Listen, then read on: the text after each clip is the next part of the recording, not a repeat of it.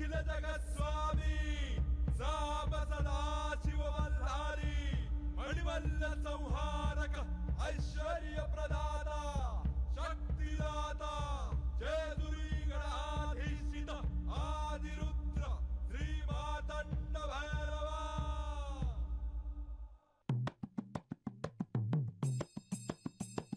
जय देवा जय देवा जय देवा जय देवा जय देवा जय शिव मार्तंडा।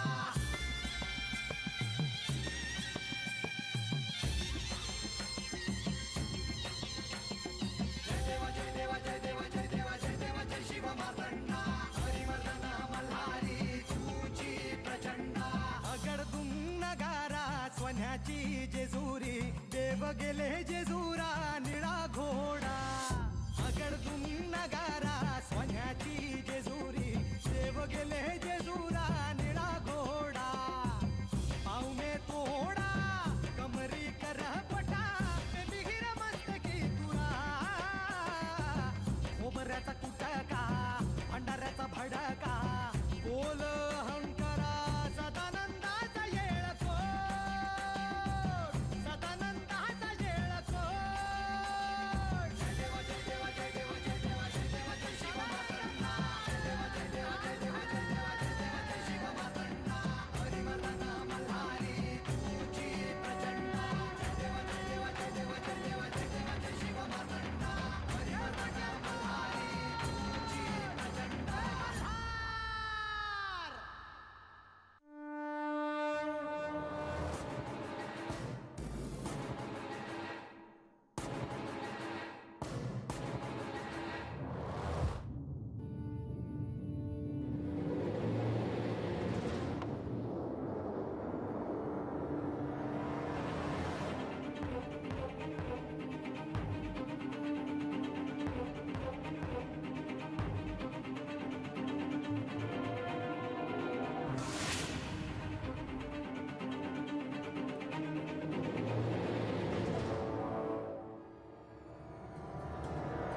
म्हाळसा, अजून कोणाला पत्र लिहिणार आहेस का?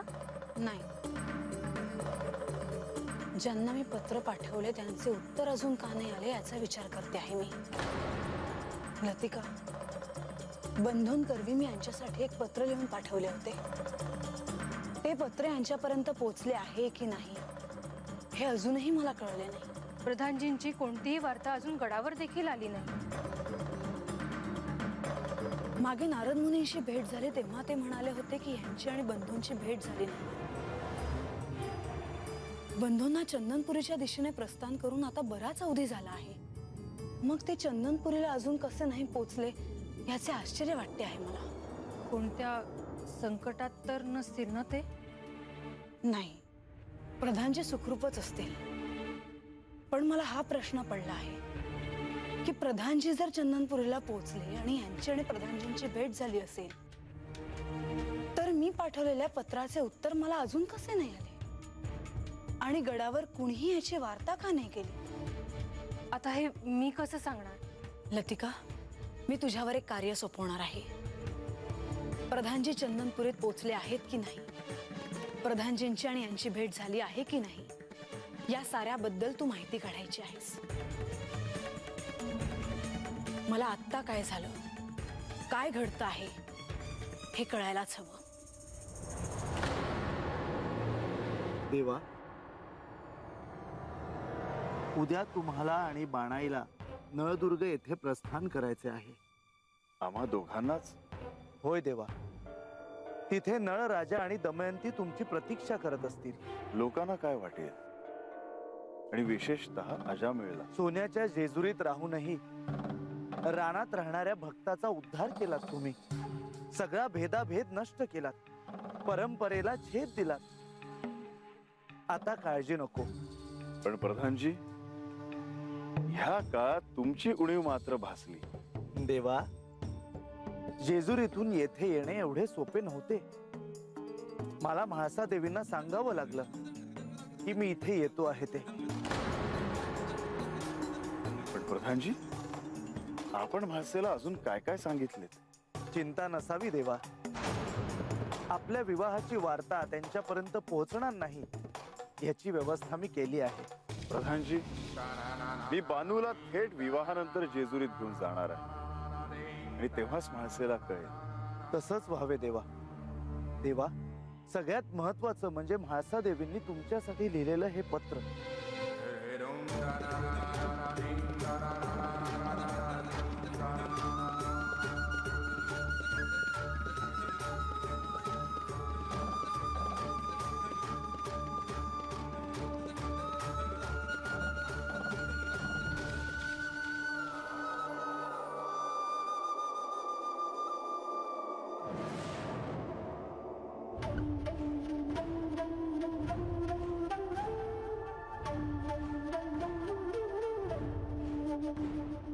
प्रियनाथ, साष्टांग नमस्कार विनंती विशेष.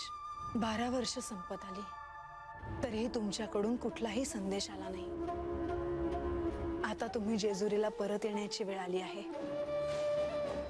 म्हणून हे पत्र मी लिहिते आहे. मी कशी आहे, काय अवस्थेत आहे ह्याची कल्पना तुम्ही करू शकता. तुमच्यावर इतकं प्रेम केलं की एक क्षण सुद्धा मी तुमच्याशिवाय राहू शकत नव्हते. तरीही तुमच्याशिवाय मी 12 वर्ष काढली. इथे सगळ्यांसाठी मी एक सम्राज्ञी आहे. इथे वावरताना माझ्या हात काय सुरू आहे हे मलाच ठाऊक. तुमची पत्नी म्हणून माझे दुःख मी कोणाला सांगू? त्यावर तुम्ही दिलेल्या दुःखाच्या डागण्या आहेतच. तरीही झाले गेले विसरून आपण आपला नव्याने संसार सुरू करू. तुम्हाला मी कधी एकदा पाहते आहे असे झाले आहे. डोळ्यात प्राण आणून तुमची प्रतीक्षा करते आहे. आता त्वरित जेजुरी गडावर यायला प्रस्थान करावे अशी माझी इच्छा आहे. माझी ही साधी इच्छा तुम्ही तात्काळ पूर्ण करावी. आपली कृपा विलाशी म्हाळसा.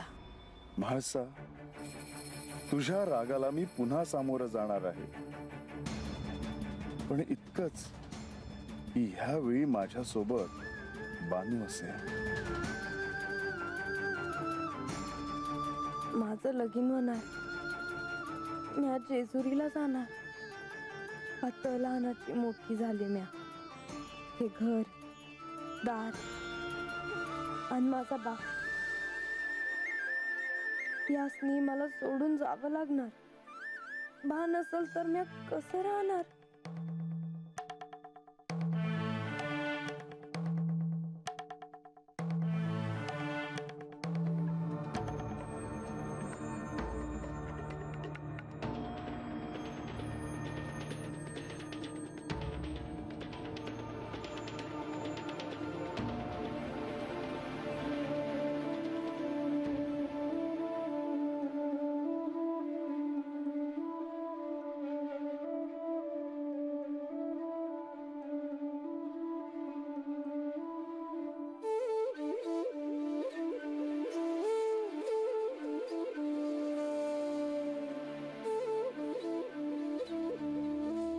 हे बानू, अगं डोळ्यात पाणी का? काय झालं? अगं आता समजा तुझ्या मनासारखं झालं ना, मग डोळ्यात पाणी का? अगं आता तू जा ना. जाताना तू हसत हसत जावी असं वाटतं बघ मला.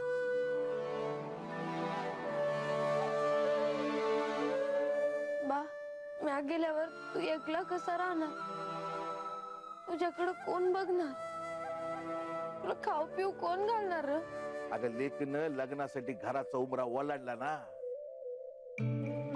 त्या बापाला त्याने केलेल्या कष्टाचं मोल झाल्यासारखं वाटतं बघ. म्हणजे मी आज चालले हाय त्याच तुला काय बी वाटना? हे बाळ, अगं बापाचं काळीज आहे माझ. डोळ्यात पाणी नाही आणता येत. आणि आता तर समजा तुझ्या मनासारखं झालंय. अगं जेजुरीच्या राजा संग तुझं लगीन होणार आहे. अगं अजून मला काय हो, जन्माचं कल्याण झालं बघ माझं.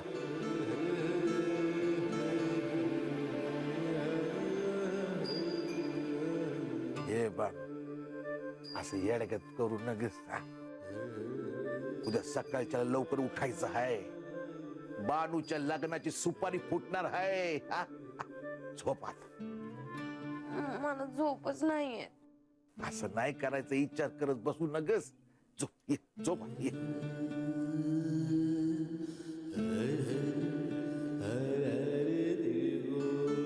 निजली कोकर सारी निजली मेंढर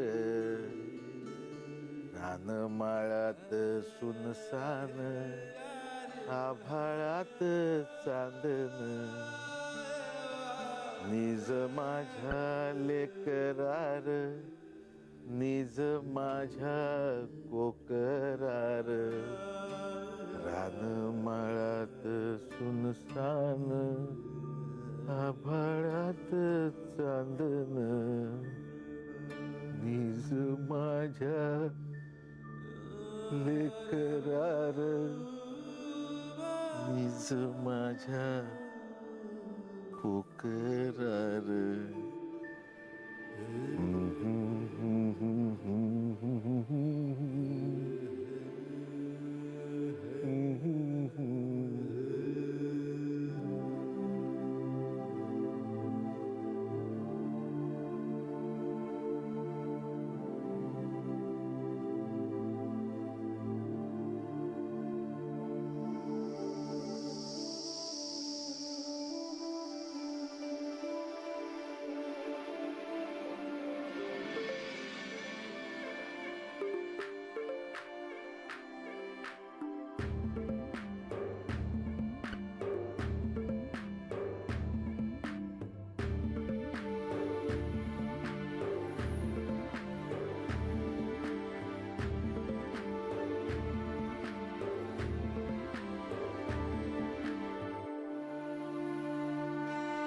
येळकोट येळकोट सदानंदाचा सदानंदाचा येळकोट येळकोट सदानंदाचा येळकोट येळकोट.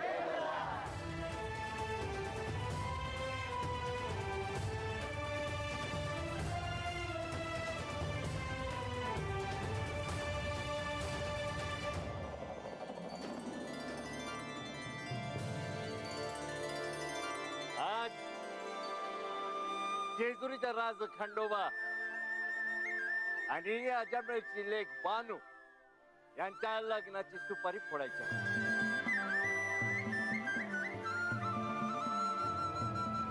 आज या गावची लेक माहेर सोडून सासरी जाणार आहे. तेव्हा बाय बापडानो तुमच्या समध्यांचे आशीर्वाद बानूच्या पाठीशी असू दे. देवा पारदानजी आमच्याकडे लेकीचं लग्न ठरल्यावर सुपारी फोडत्या हळद कुकू लावून खोबरं वाटत्या. म्हणजे तुमच्याकडे काय रीत असेल तर आपण तसं करू. अजामेळ, तुम्हा सगळ्यांना ज्यात आनंद वाटेल त्याप्रमाणे आपण करूया. नळदुर्ग येथे आपण विवाहाच्या सगळ्या विधी पार पाडणारच आहोत. आता तुमच्या पद्धतीने होऊ द्या. वैजी तर गावकऱ्यांनो नवऱ्या मुलीला बोलवायचं का म्हणजे जा बोल.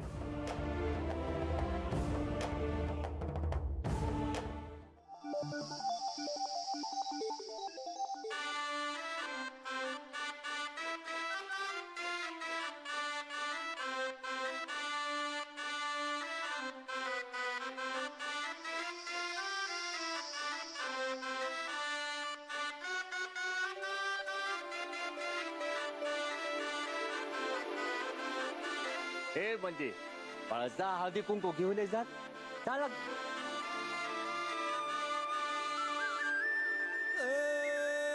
बानू अशी गोजरी भक्ती तिची लई न्यारी गावला तिला मार्तंड मल्हारी.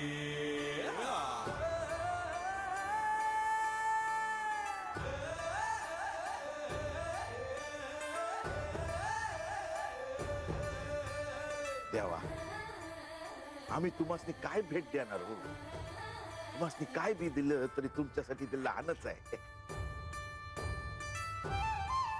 आम्हा धनगर लोकांचं भोंगड तुम्हाला देतो आहे. आम्ही त्या हाताने इंडलंय. अजामेळ, गावकऱ्यांनो, तुम्ही देत असलेलं हे घोंगडं मला नेहमीच प्रिय असेल. तुमची ही प्रेमाची भेट आहे. तर अजामेळ, माझी एक इच्छा आहे.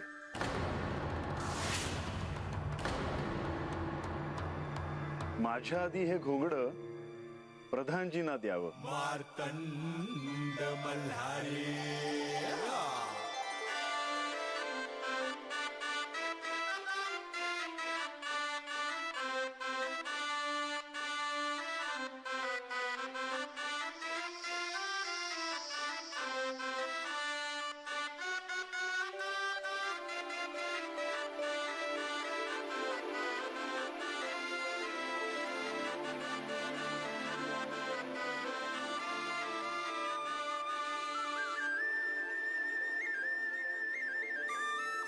सदानंदाचा येळकोट येळकोट, सदानंदाचा येळकोट येळकोट.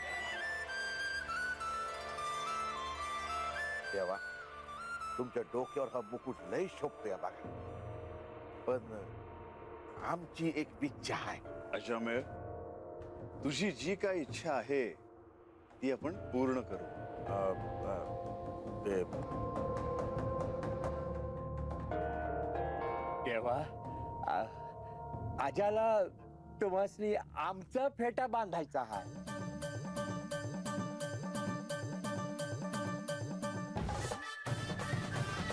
होय, मग त्यात एवढं अडखळण्यासारखं काय आहे? तुम्ही दिलेला फेटा मी आनंदाने स्वीकारेन.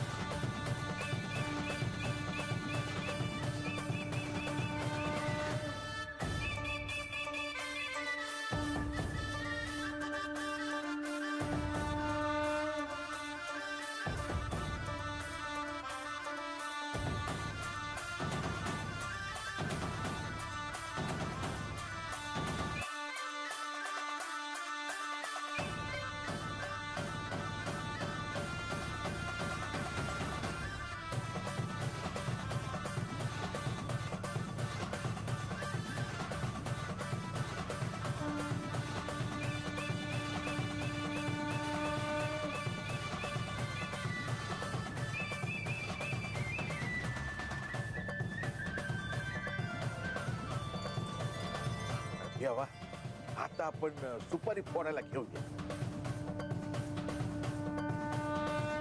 बानूच्या आणि देवाच्या लग्नाची सुपारी फोडायची का मग? वाय, फोडायची फोडायची.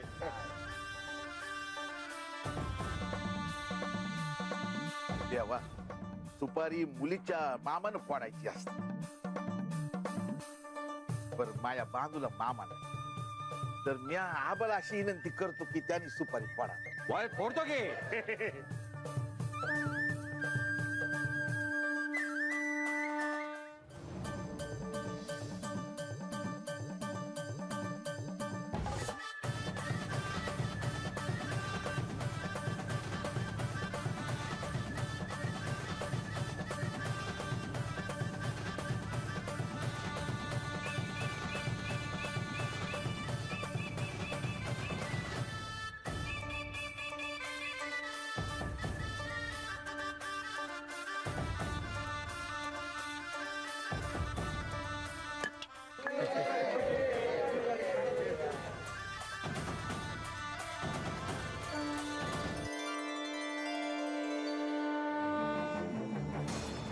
म्हाळसा,